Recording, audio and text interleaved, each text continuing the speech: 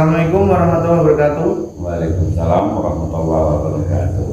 Perkenalkan, saya Muhammad Naufal Fadel. Saya anggota KKN MIT kelompok 11. Ya. Gimana Pak kabarnya hari ini? Alhamdulillah sehat, tetap semangat. Ya, alhamdulillah. Ya, kali ini saya bersama Pak Asrofin selaku Ketua RT 3 nih, Ya. dalam podcast Wali Songo ini yang membahas tentang syiar dakwah Wali Songo di Pulau Jawa. Oke, langsung saja kita berbincang-bincang ya Pak. Oke, monggo. Yang pertama niku saya bertanya, strategi dakwah para Wali Songo manakah yang paling efektif di era sekarang? Ya, terima kasih. Langsung kami jawab pertanyaan dari Mas Sinten tadi? Mas Naufal. Mas Naufal ya. Untuk syiar Wali Songo yang efektif di masa sekarang itu ya kita melaksanakannya dengan kegiatan-kegiatan yang ada dan tradisi yang sudah tertanamkan dari Wali Songo kepada masyarakat dulu, terutama di masyarakat khususnya di lingkungan sini, dengan tradisi yang sudah ada dan dilestarikan. Gitu aja, itu aja dulu. Monggo dilanjut lagi. Adapun juga terkait peran Wali Songo dalam mensyiarkan dakwah ke Pulau Jawa dalam proses islamisasi tersebut, gimana pendapat Bapak? Pendapat saya memang pendapat saya untuk proses di dalam penyiaran agama Islam, terutama Wali Songo itu sangat menentukan sekali dan sangat halus sistemnya, karena karakter dan kultur budaya sebelum Islam masuk ke Indonesia, khususnya di tanah Jawa, kita sudah mengenal dulu adat istiadat kejawen atau Sabto Dharma atau apa itu ya. Karena dengan adanya Wali Songo untuk menciarkan agama Islam di tanah Jawa, tidak langsung memutus, istilahnya tidak memutus itu tidak memperbolehkan atau tidak melarang. Berarti para Wali Songo itu cuman menumpangi adat yang sudah ada, diisi dengan syariat-syariat yang berbau agama Islam. Jadi masih kegiatan-kegiatannya itu masih bisa dilaksanakan, tapi isinya yang diganti gitu Mas. Kayak umpamanya untuk ada orang yang meninggal, itu biasanya kan melek-melek 1 hari, 2 hari, 3 hari, 4 sampai 5 sampai 7 hari. Nah, waktu itu keadaan di Pulau Jawa kan agamanya kan kejawen sama Hindu dan Buddha. Nah, sistem ditumpanginya, lah waktunya tirakatan atau melek-meleknya itu diganti isinya kayak tahlilan, kayak apa yang intinya pokoknya berbau agama Islam. Jadi tidak menghilangkan, cuma mengisi itu. Itu dulu. Selain di Pulau Jawa kan sebagai penyiar dakwah Islam pasti meluas. Pendapat Bapak tentang syiar dakwah Wali Songo di luar Jawa? Ya, kalau syiar Wali Songo di luar Jawa itu biasanya dilestarikan dan diturunkan kepada ahli-ahlinya atau anak turunnya. Bahkan sampai di sini pun Wali Songo itu syiarnya berdasarkan muridnya atau santri-santrinya atau yang lain, tidak tersentuh dengan Wali Songonya sendiri. Kayak umpamanya di sini juga ada di makam di Nyagnono itu kan juga murid-muridnya itu katanya kan juga silsilahnya masih nyambung ke Tendenan. Jadi kita itu bukan letterlek, bukan harus ketemu dengan walinya, kita tidak sezaman. Dari dulu itu yang diutamakan ya kita ada silsilah, ada nasab, ada sanad yang terkait untuk pensiaran agama Islam dari Kanjeng Nabi sampai ke generasi berikutnya, karena al ulama'u warasatul anbiya, ulama itu generasi terusnya dari para nabi. Nah, itulah salah satunya yang timbul di tanah Jawa khususnya itu dari Wali Songo itu. Makanya sampai sekarang kenapa kok di Indonesia Islam sangat bisa merakyat, bisa membudaya, bisa akur, bisa rukun, bisa tertib, walaupun ada agama lain yang berdampingan di masing-masing wilayah itu, tapi tetap berjalan dengan rukun itu. Kayak kita kan dari pendahulu kita mencetuskan Pancasila, itu bukan sembarangan orang yang menciptakan, itu juga para ulama, para kiai, para aulia. Jadi itu sudah termasuk di dalam itu sudah terkandung semua maksud untuk kalangan kita yang umatnya itu majemuk, bukan cuma Islam toh. Memang dikatakan di sini Islam di Indonesia memang mayoritas, tapi kan enggak Islam toh. Tapi kenapa kok bisa hidup rukun? Nah, itulah konsep-konsep yang ditanamkan dari Wali Songo ke generasi-generasi kita. Ya, jadi kita bisa mengambil hikmah dari itu. Jangan sampai kita mudah tercerai-berai dengan adanya aliran-aliran yang baru, belum ada belum ada bukti dan kenyataannya untuk di organisasi atau di masyarakat Jawa, khususnya di Indonesia ini. Ya, saat ini kan kita berbincang-bincang tentang Wali Songo, Pak. Ya. Peran Wali Songo dalam berdakwah itu pasti tidak luput dengan kesenian. Ya, media dakwah kesenian apa yang bisa diterapkan di Kelurahan Sumorejo ini ataupun Desa Kaum ataupun Dambian ini, Pak? Sebenarnya kalau media seni itu banyak, tapi kita belum mencoba yang terbanyak. Yang di sini biasanya kayak rodatan atau kayak banyak. Kalau di sini kalau wayangan itu memang ada, juga ada.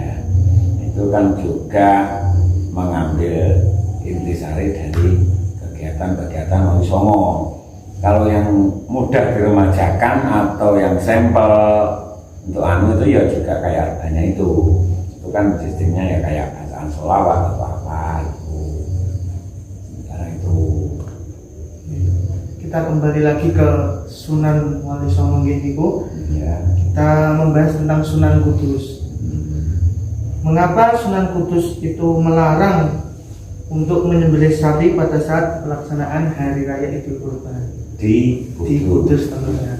Nah, itu menurut sejarah atau menurut itu ya saya kurang tahu persis itu dari orang-orang yang sana. Itu mungkin yang sini yang tempatnya yang itu masih ya yang di sana itu juga nggak tahu Mas, karena saya nggak orang Kudus jadi nggak terlalu membaca itu, cuman mengikuti naluri aja lah. Mungkin dari mbah-mbahnya nggak boleh menyembelih sapi, bolehnya menyembelih kerbau, ya diikuti saja, karena juga tidak menyimpang. Mungkin juga masih ada lah hewan kerbau yang di sana untuk disembelih, gitu aja, nggak usah repot-repot deh. Langsung lain. Ya, terkait zaman sekarang, Pak, bagaimana penerapan dakwah Wali Songo era-era kami saat ini, era milenial?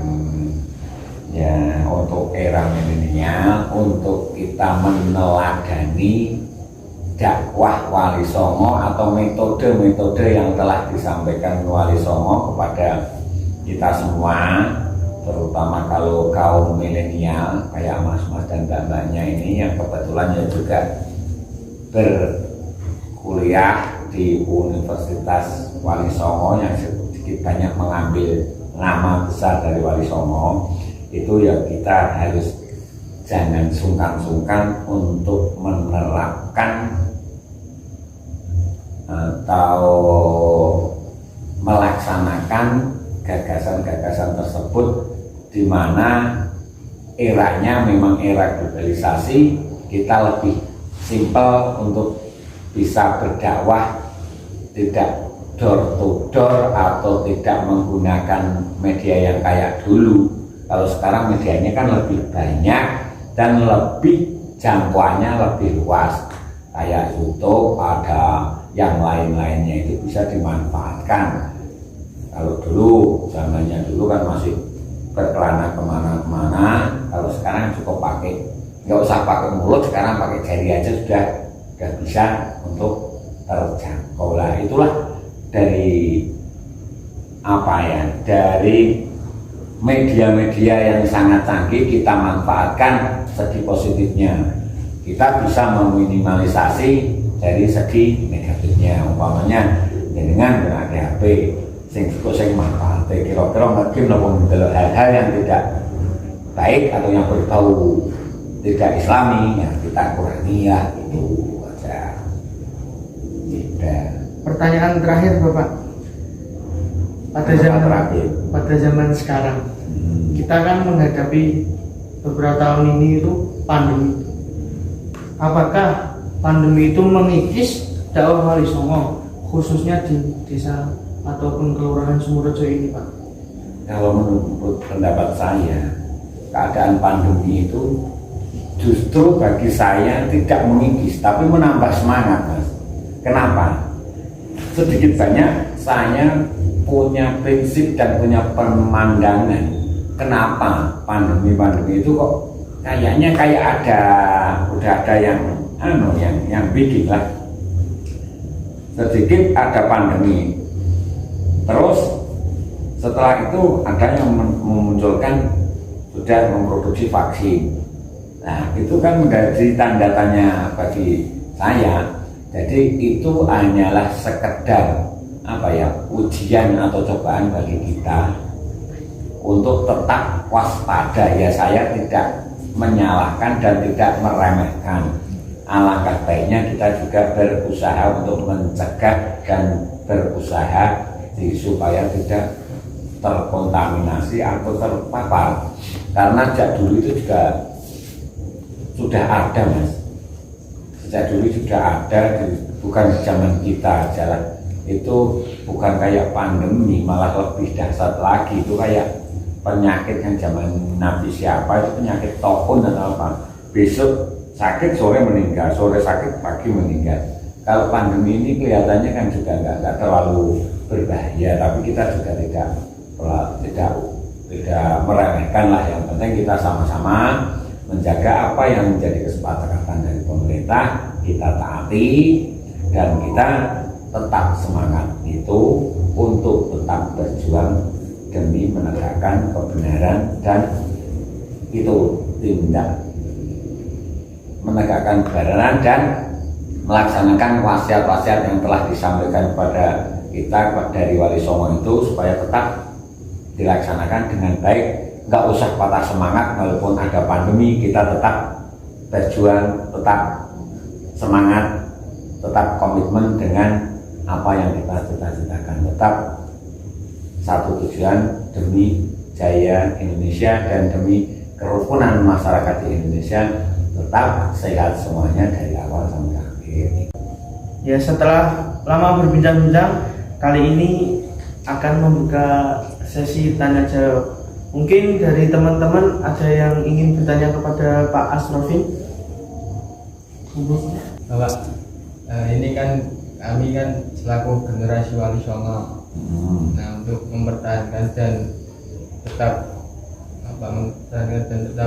menjaga syiar dakwah Wali Songo itu sebagai generasi kami itu gimana? Oh itu, ya terima kasih. Ya memang betul yang Anda kok merasakan sebagai generasi Wali Songo.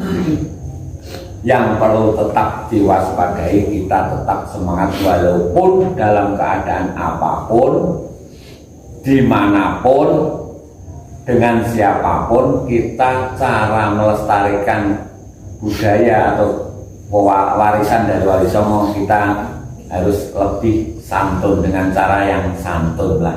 Itu kunci utama, kita melaksanakannya dengan santun. Santun dalam arti tutur sapa atau tingkah laku atau dalam hal apapun, dalam bermedia sosial kita harus santun. Hati-hati dalam bermedia sosial. Sekarang itu pepatah mulutmu adalah harimaumu sudah tidak berlaku. Sekarang jarimu adalah harimaumu itu masih berlaku itu kan. Jadi nggak kayak dulu mulutmu adalah harimaumu, sekarang jarimu bisa jadi harimaumu ya. Itulah yang perlu perhatikan untuk generasi-generasi yang sekarang ini, karena masanya masa milenial. Kita mengupload sedikit pun langsung bisa satu dunia bisa tahu. Nah itulah ya, ada untungnya dan ada tidaknya. Jadi kalau untungnya itu kalau dalam hal yang kebaikan itu cepat tersampaikan, kalau hal keburukan juga cepat tersampaikan. Kita harus pandai-pandai memilah dan memilih ya, itu aja. Baik, dari teman lagi ada yang mau tanya? Izin bertanya lagi Pak, ngomong-ngomong mengenai tentang generasi milenial gitu Pak. Wali Songo kan perlu kita ketahui bahwasanya para wali dulu kan syiar salah satu metodenya menggunakan metode budaya niku sebagai sarana buat para wali itu untuk bersyiar agama. Adapun untuk saat ini generasi milenial itu kan ada perkataan yang bahwasanya mengatakan kalau kita itu dengan budaya itu masih dianggap kuno lah, seperti itu loh. Masih anak zaman sekarang kok masih melestarikan budaya itu, beberapa orang ada yang menganggap itu kok kuno banget kayak gitu loh. Nah, itu tanggapan Bapak gimana Pak tentang syiar agama tetapi masih menggunakan mempertahankan metode budaya sebagai medianya seperti itu? Ya, itu ya memang tergantung pribadi masing-masing ya Mas ya. Tak seumpamakan sekarang juga banyak orang yang memburu barang-barang yang lama, kayak produk-produk yang lama, umpamanya kayak jenis mobil atau apa yang buatan tahun berapa sekarang banyak diburu dari orang pencari kolektif itu. Nah sekarang hubungannya dengan konsep-konsep Wali Songo yang dulu itu, kalau memang kita benar-benar bisa menelaah dari konsep-konsep itu, tidak mungkin generasi milenial sekarang mengatakan itu jadul.